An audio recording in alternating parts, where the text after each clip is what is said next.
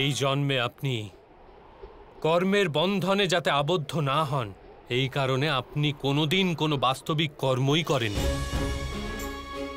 কর্মের অর্থ হলো সিদ্ধান্ত গ্রহণ করা আর নিজের সিদ্ধান্তের পরিণামকে স্বীকার করা। আপনি কবে কোন সিদ্ধান্ত নিলেন মহামহিম? মহারাজ পাণ্ডুর রাজ্যাভিষেকের সিদ্ধান্ত কি আপনার সিদ্ধান্ত ছিল? জন্মাবধি দৃষ্টিহীন ব্যক্তির রাজা হওয়ার যোগ্যতা থাকে না। সেই জন্যই আমার মত এই যে জ্যেষ্ঠ ভ্রাতা পাণ্ডুরই রাজ্যাভিষেক হওয়া উচিত। মহারাজ ধৃতরাষ্ট্র আর মহারানী গান্ধারীর বিবাহের সিদ্ধান্ত? অক্ষয় তৃতীয়া শুভ লগ্নতে তোমার ধৃতরাষ্ট্রের বিবাহ গান্ধারীর রাজকুমারী গান্ধারীর সঙ্গে সম্পন্ন হয়। মহারাজ ধৃতরাষ্ট্রকে অধর্ম থেকে বিরত করার প্রয়াস কেন করেননি মহামহিম? কুমার দুর্যোধনের উপর আক্রমণ করেছে যেসব মৎস্যজীবী, তাদের ন্যায় বিচার করুন। এদের সবার শিরচ্ছেদ করা হোক। এ তো অত্যাচার। আদেশের পালন করা হোক। দূত সভার সিদ্ধান্ত এবং সেখানে পাঞ্চালীর অপমান প্রতিরোধ না করার সিদ্ধান্ত? আপনার কীর্তি তো সমগ্র আর্যাবর্তে ছড়িয়ে। আপনি তো স্বয়ং মা গঙ্গার পুত্র। আপনার সামর্থ্য এই প্রকার ব্যবহার দেখে মৌন রয়েছে কি রূপে? এই যুদ্ধের সিদ্ধান্ত? আর্যাবর্তে পুনরায় ধর্ম স্থাপনের জন্য যুদ্ধ এখন অনিবার্য। এই সমস্ত অধর্মকে প্রতিরোধের সামর্থ্যও আপনার ছিল আর শক্তিও, কিন্তু আপনি সিদ্ধান্ত গ্রহণ করতে পারেননি মহামহিম। আপনি কেবল নিজের প্রতিজ্ঞা ও পণের দ্বারা আবদ্ধ ছিলেন। আমি দাস হয়ে নিজের জীবন অতিবাহিত করব। বাস্তবে কর্তব্যের নাম করে সিদ্ধান্ত নেওয়ার উত্তরদায়িত্ব থেকে পলায়ন করলেন।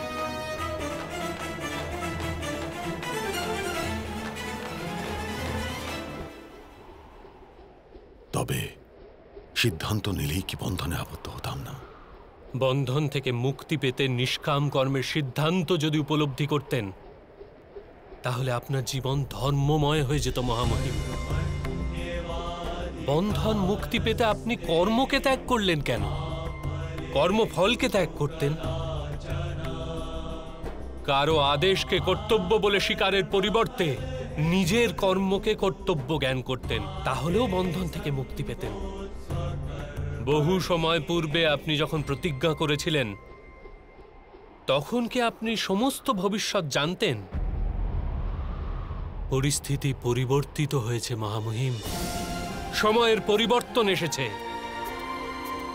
কিন্তু আপনি নিজের প্রতিজ্ঞা ভঙ্গ করলেন না, আর না কোনো পরিবর্তনকে স্বীকার করলেন। তারই পরিণাম স্বরূপ আজ এই যুদ্ধ হচ্ছে। তাহলে কি প্রতিজ্ঞার কোনোই মূল্য নেই? অবশ্যই আছে। যে প্রতিজ্ঞার দ্বারা সমগ্র সমাজ লাভবান হয়, তার মূল্য অবশ্যই আছে।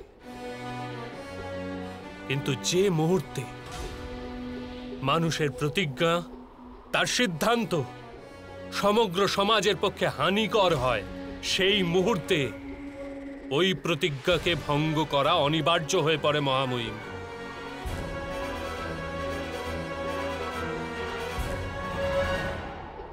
আজ পাণ্ডবদের পক্ষ থেকে যুদ্ধ করার সিদ্ধান্ত যদি না নিতে পারেন, তবে অন্ততপক্ষে অস্ত্র ত্যাগ করুন আর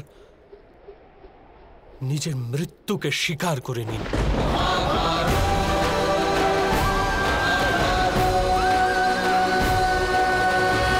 আজ পাণ্ডবদের পক্ষ থেকে যুদ্ধ করার সিদ্ধান্ত যদি না নিতে পারেন, তবে অন্ততপক্ষে অস্ত্র ত্যাগ করুন আর নিজের মৃত্যুকে স্বীকার করে নিন। আমি স্বীকার করে নিচ্ছি বাসুদেব। যদি আপনার দ্বারা প্রদত্ত জ্ঞান আমার জীবদ্দশায় প্রাপ্ত হতো, তাহলে এত অন্যায় হতো না। কিন্তু জীবনে না হোক,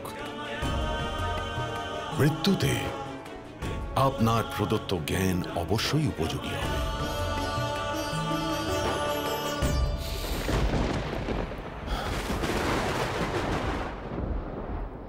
আপনার হস্তে মৃত্যু তো আমার পরম সৌভাগ্যের হবে।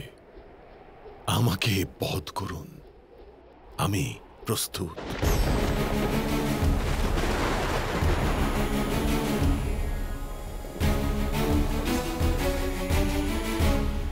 আপনার ইচ্ছা পূর্ণ হোক মহামহিম।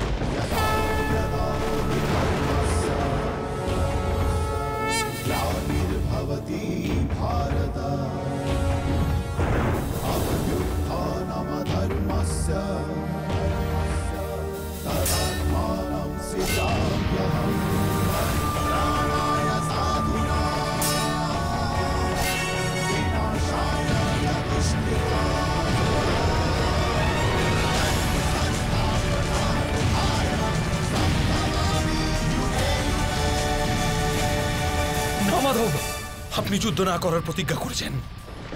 এখন প্রতিজ্ঞা ভঙ্গ করার সময় পার্থ, সেই হেতু প্রতিজ্ঞা ভঙ্গ করছি। কিন্তু মাধব, সমগ্র সংসার আপনাকে অপবাদ দেবে। তাহলে আমি তা স্বীকার করে নেব। এই যুদ্ধ সমাপ্তির পর আমায় কত অপবাদ, কত অভিশাপ স্বীকার করতে হবে তা তুমি জানো না পার্থ।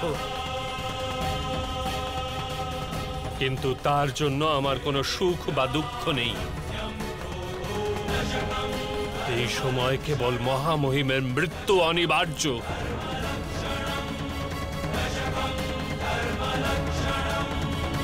না মাধব, আমাকে একটা সুযোগ দিন। আমি নিজের সব মোহ ত্যাগ করে যে কোনো পরিস্থিতিতে পিতামহকে পরাজিত করব।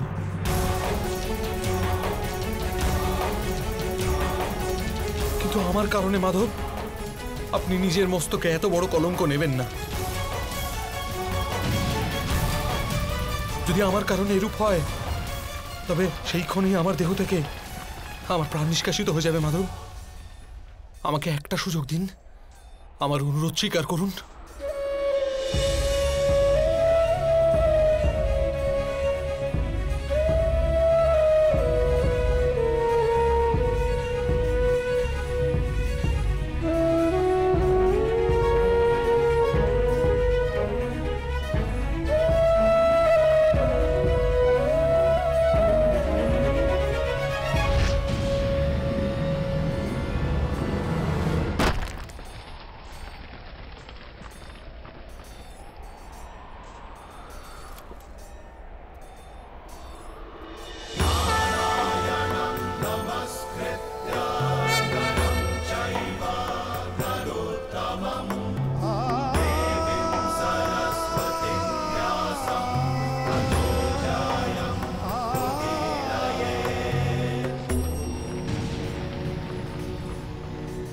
আমার মৃত্যু কাশীর রাজকুমারী দেবী অম্বার হস্তে লেখা আছে বাসুদেব। আর এই কারণে রাজকুমারী অম্বা শিখণ্ডী রূপে জন্ম নিয়েছেন। ওনাকেই আমার বধের আনন্দ পেতে দিন বাসুদেব। আমি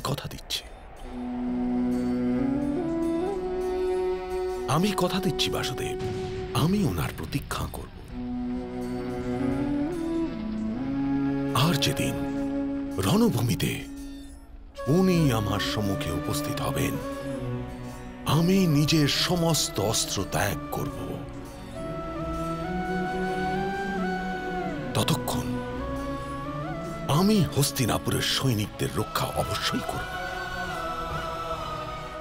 কিন্তু আপনার কোন সৈনিকের মৃত্যু আমার হাতে হবে না। এটা না তো আমার কর্তব্য, না কারো আদেশ। এটা আমার সিদ্ধান্ত বাসুদেব।